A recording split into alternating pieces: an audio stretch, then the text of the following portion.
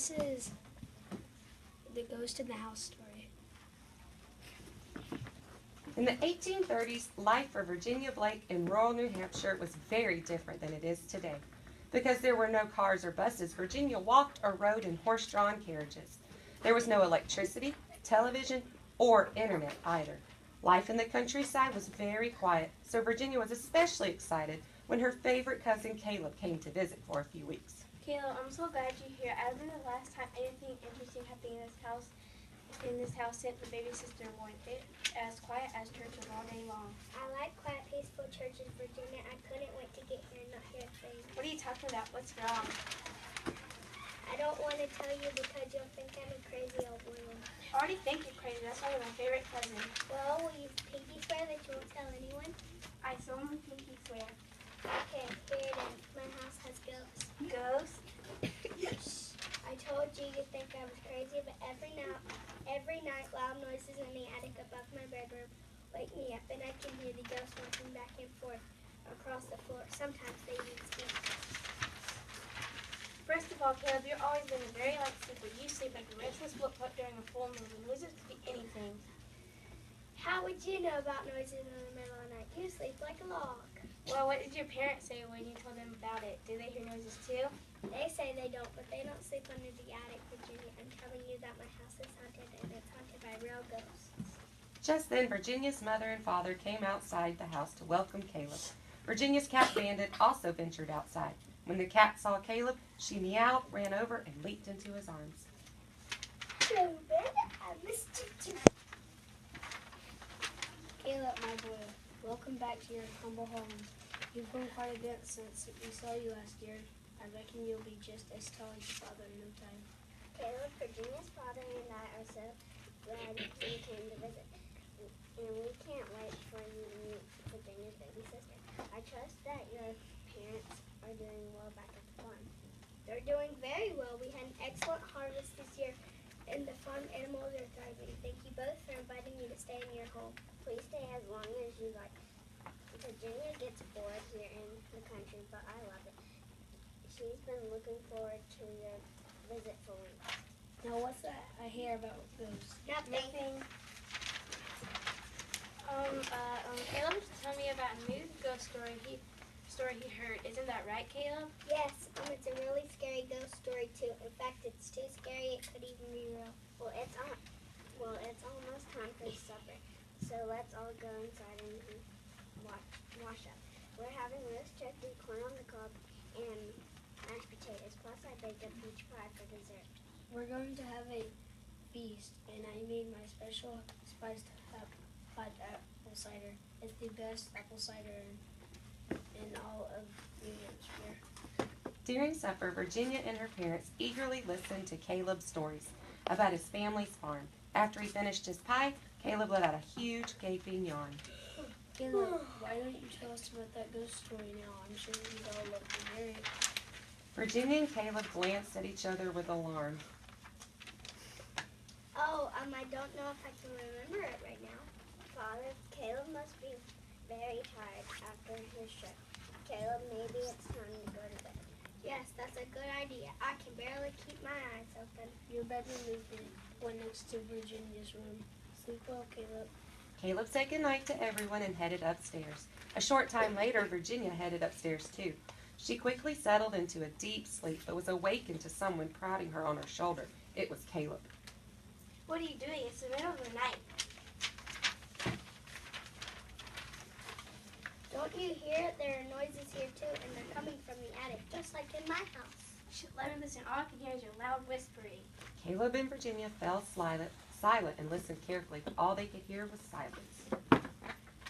Virginia, I swear I heard noises. You gotta believe me. I believe you heard something, but maybe it was Bandit. Sometimes she wanders around the house at night. And sleeping in her basket right over there in the corner of your room. See? Well, maybe it was a gust of wind. Look outside the window. All those trees are standing perfectly still. There's no wind blowing at all. You must have had a nightmare now. Go back to sleep.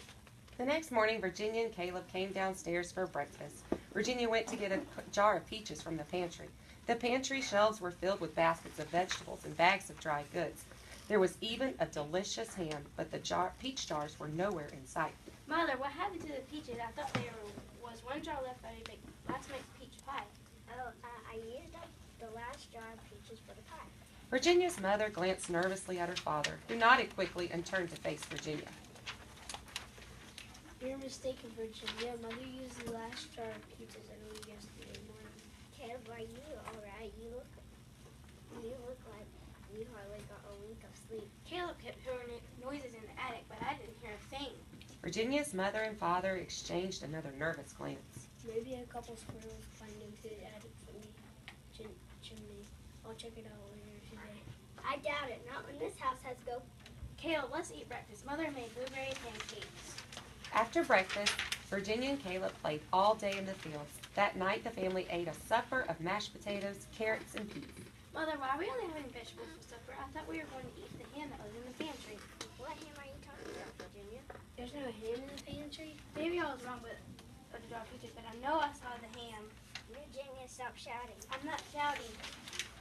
That's no way to behave at such a picnic, especially with the guests in the house. Go upstairs to your room.